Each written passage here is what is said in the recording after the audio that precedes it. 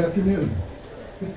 I'm Ray Gerler. I'm interim director of OSU Libraries, and it is my pleasure this afternoon to welcome you to the library's weekly Read Aloud, where we feature faculty and staff reading from books that are their favorite, that have inspired them.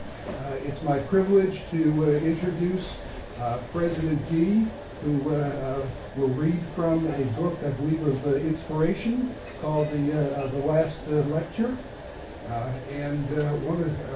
He will, I believe, entertain some good questions, and I hope that one of the questions that, at least that I have for him, is how does a busy person such as the president of the university, how do you find time to read for pleasure? So I'll say that. Thank you very much, Ray. Ladies and gentlemen, I'll try to be.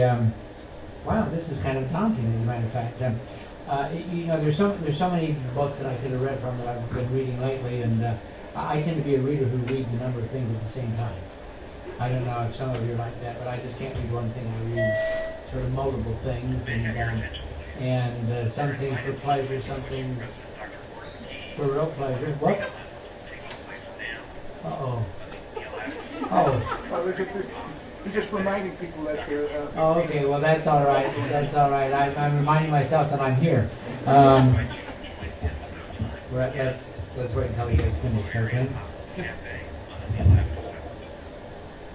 And you're going to have to excuse me. I gave a speech yesterday to the faculty, and I've been suffering from this.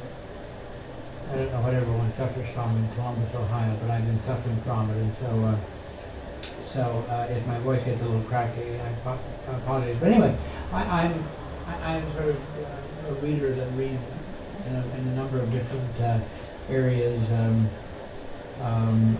reading Nathaniel Philbrick's book on the Mayflower right now. I'm reading a couple of books on leadership. I need all the help I can get. And it happens to be that the last lecture is one that sits right on my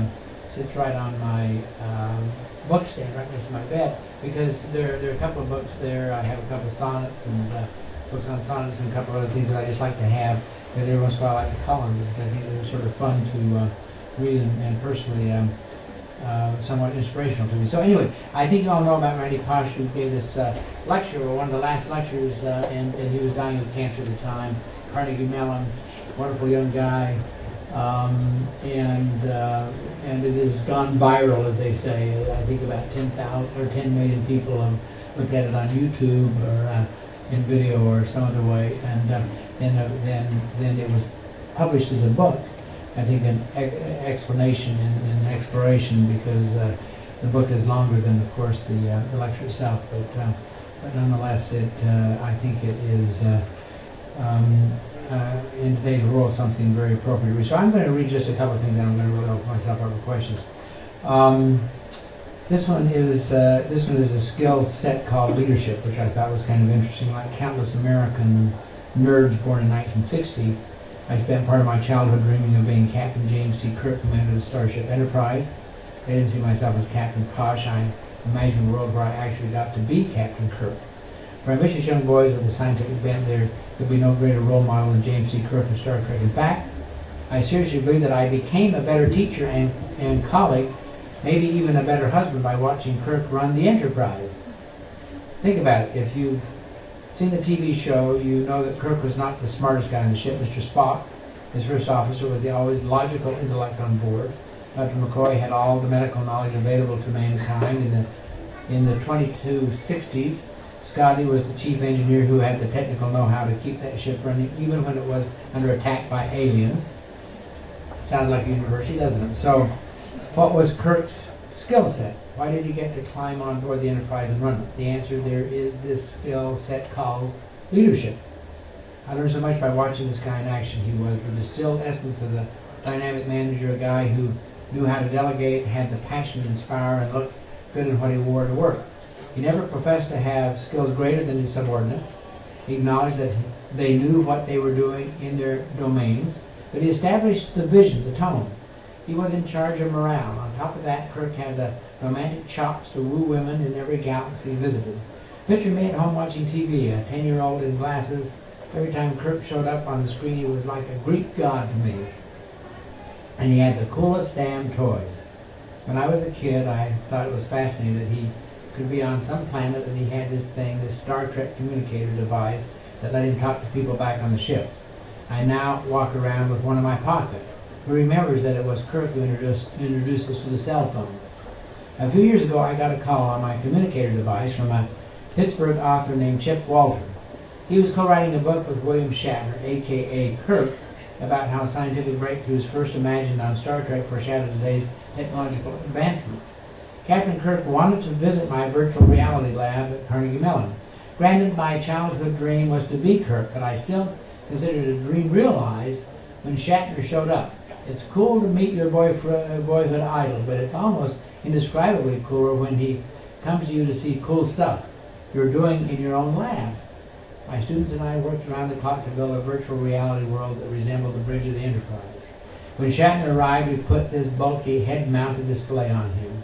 It had a screen inside, and as he turned his head, he could immerse himself in 360-degree images of his old ship. Wow, you even have the turbolift doors, he said. And we had a surprise for him, too. Red alert sirens. Without missing a beat, he barked, "We're under attack."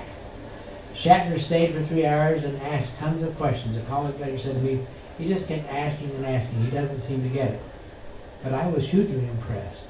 Shatner, was the ultimate example of a man who knew what he didn't know, was perfectly willing to admit it, and didn't want to leave until he understood. That's heroic to me. I wish every grad student had that attitude.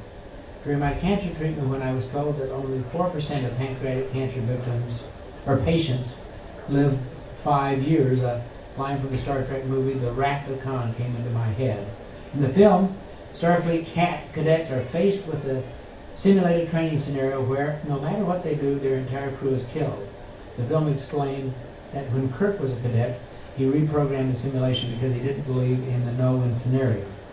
Over the years, some of my sophisticated academic colleagues have turned up their noses at my Star Trek infatuation, but from the start, it has never failed to stand me in good stead. After Shatner learned of my diagnosis, he sent me a photo of himself as Kirk. On it he wrote, "I don't believe in the no-win scenario," which I think is, that's fun. Let me just see here. Okay, I've got, let me read one more or two here. I thought this was interesting in light of the fact that we're in an academic environment, and so this was called The Happiest Place on Earth.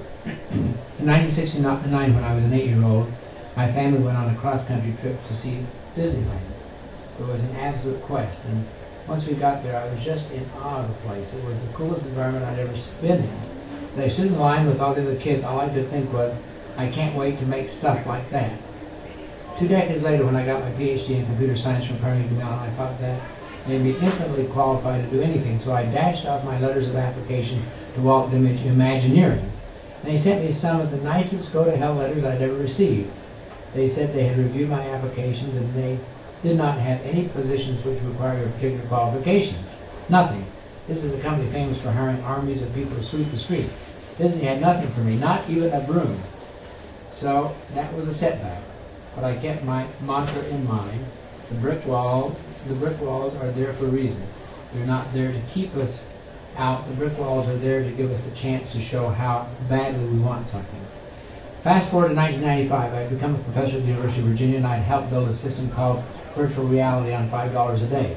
This was a time when virtual reality experts were insisting they'd need $500,000 to do anything, and my colleagues and I did our own little version of the Hewlett-Packard garage thing and hacked together a working low-budget virtual reality system. People in the computer science world thought this was pretty great. Not too long after, I learned that Disney Imagineering was working on a virtual reality project. It was top secret, and it was an Aladdin attraction that would allow people to ride a magic carpet. I called Disney and explained that I was a virtual reality researcher looking for information on it. I was ridiculously persistent, and I kept getting passed on and on until I was connected to a guy named John Snoddy.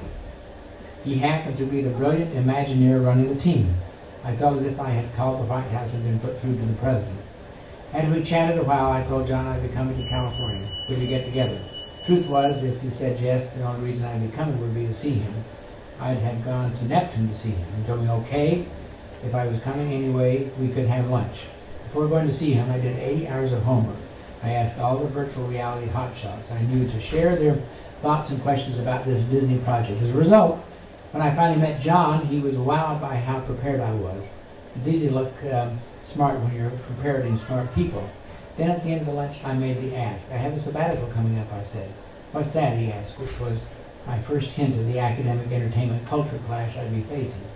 After I explained the concept of sabbaticals, he thought it would be a fine idea to have me spend mine with his team. The idea was I'd come for 6 months, work on a project, and publish a paper about it. I was thrilled. It was almost unheard of for Imagineering to invite an academic like me inside their secretive operation. The only problem, I needed permission from my bosses to take this kind of oddball sabbatical. Well, every Disney story needs a villain, and mine happened to be the certain dean from the University of Virginia. Dean Wormer, as Jay dubbed him in the homage to the film Animal House, was concerned that Disney would suck all this intellectual property out of my head that rightfully belonged to the university. He argued against my doing it. I asked him, do you think this is a good idea at all? And he said, I have no idea if it's a good idea. He was proof that sometimes the most impenetrable brick walls are made of flesh. Because I was getting nowhere with him, I took my case to the dean of sponsored research. I asked him, do you think it's a good idea that I do this? And he answered, I don't have enough information to say, but I do know that one of my star faculty members is in my office and he's really excited, so tell me more. Now, here's a lesson for managers and administrators. Both deans said the same thing. They didn't know if the sabbatical was a good idea, but think about how differently they said it. I ended up being allowed to take that sabbatical, and it was a fantasy come true. In fact, I have a confession. This is exactly how geeky I am. Soon after I arrived in California, I hopped into my convertible and drove over to Imagineering headquarters. It was a hot summer night, and I had the soundtrack to Disney's The Lion King blasting in my stereo. Tears actually began streaming down my face as I drove past the building. Here I was, the grown-up version of that wide-eyed 8-year-old at Disneyland. I'd finally arrived. I was an Imagineer. Well, I have a couple of others, but I think what I'll do is, that's kind of fun, isn't it? And if you haven't read this book, you ought to read it, or you ought to get a chance to see it on video or whatever. So, saying that, what kinds of questions can I answer for all of you? About reading, of course, or about anything else, I guess. Anyone have any questions that I'd like to ask?